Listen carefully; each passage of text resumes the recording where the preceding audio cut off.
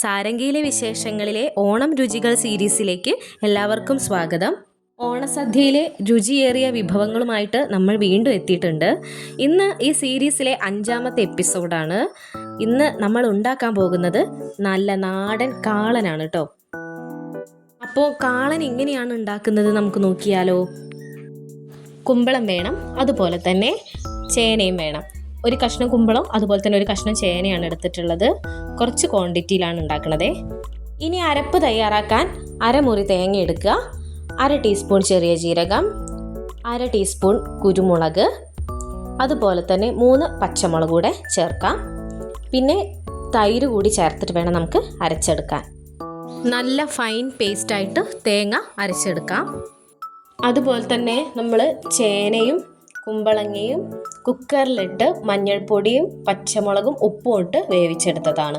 അത് ഇനി ഒരു ചട്ടിയിലേക്ക് മാറ്റിയിട്ടുണ്ട്. 1/2 ടീസ്പൂണോളം മുളക് പൊടി ചേർത്ത് കൊടുക്കാം. എന്നിട്ട് നന്നായിട്ടൊന്ന് ഇളക്കി കൊടുക്കാം. ഇനി നമ്മൾ നേരത്തെ അരച്ച് വെച്ചിട്ടുള്ള തേങ്ങയിലെ ആ അരപ്പ് ഇതിലേക്ക് ചേർത്ത് കൊടുക്കാം.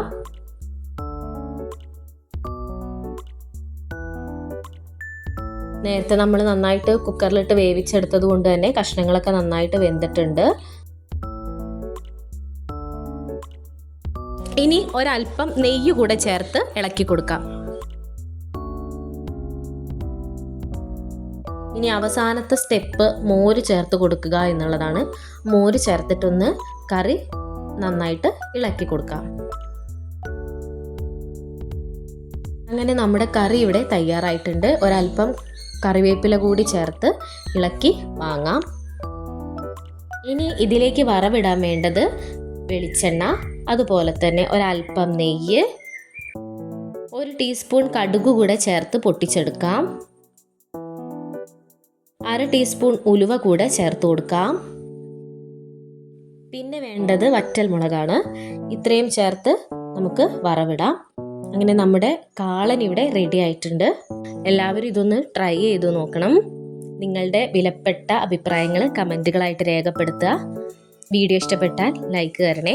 പുതിയൊരു വീഡിയോയുമായിട്ട് നമുക്ക് വീണ്ടും കാണാം.